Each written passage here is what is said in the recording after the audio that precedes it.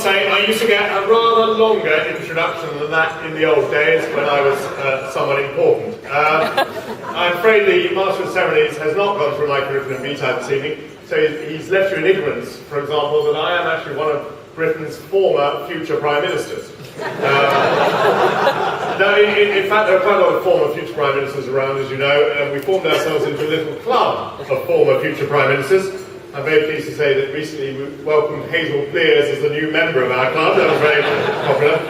But I'm afraid our Master of Ceremonies has left you in no doubt that I'm a man with the enormous political future behind me. I must say I'm looking forward to Gordon Brown being a future former Prime Minister. Gordon has had a very, very busy day, I understand. He's been packing and shredding.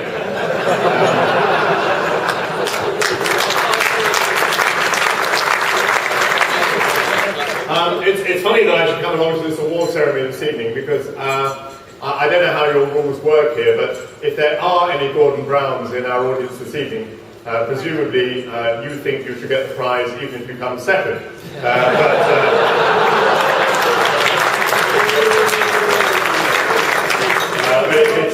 It's actually not going to work like this. Now actually, to tell you the truth, I was very relieved when the Master of Ceremonies did not attempt to run through my entire life history. Because recently I was at an event and a lady was going through my entire curriculum vitae, and poor thing, she got very flustered and she said, "Oh, I just want to tell you all about Mr. Portillo's biological details." Oh, she said, no, I made this terrible error. I just want to tell you about all the positions that Mr. Portillo's been in. Which I thought maybe sounded a little bit like President Clinton, really. And obviously she found my curriculum vitae a bit of a mouthful.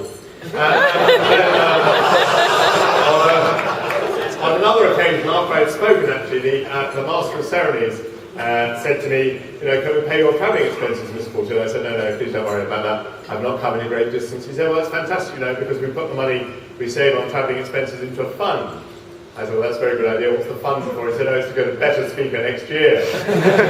But I know why the Master of Ceremonies doesn't run through my curriculum vitae. I've noticed this everywhere now. It is because my curriculum vitae is now so full of embarrassing incidents, that people feel that, they will put their foot in it, that it would be insensitive to go through it. I mean, for example, that moment in 1997, it's now known as the Portillo moment, when in the full glare of national publicity, I lost my seat in Parliament, I lost my chance of leading the Conservative Party, I lost my ministerial job, and obviously, Howard doesn't feel he should mention this because, it's such a delicate matter.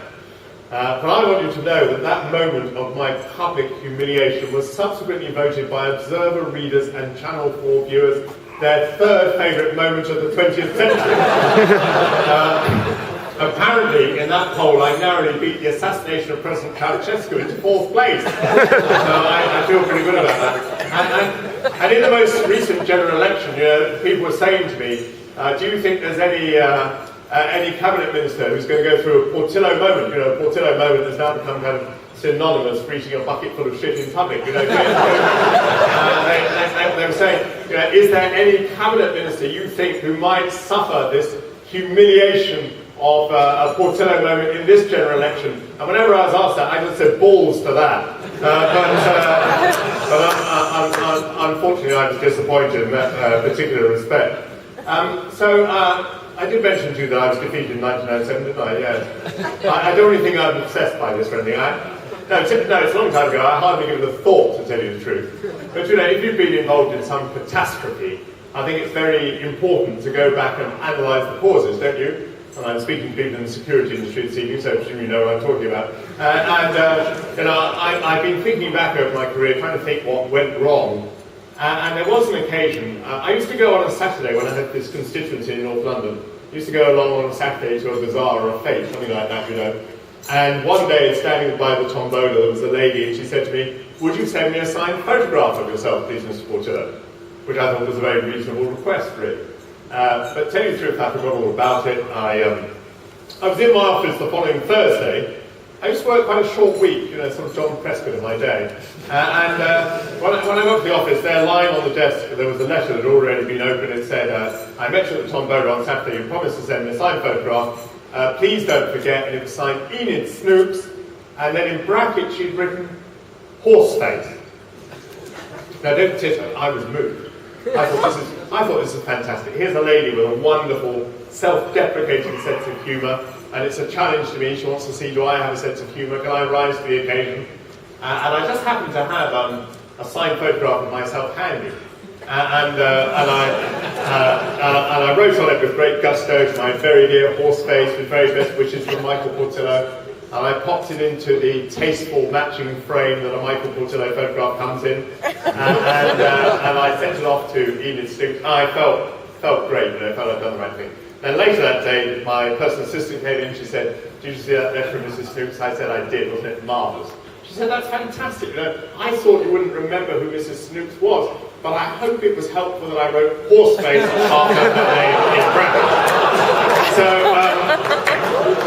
I guess that pretty much explains my political career to you.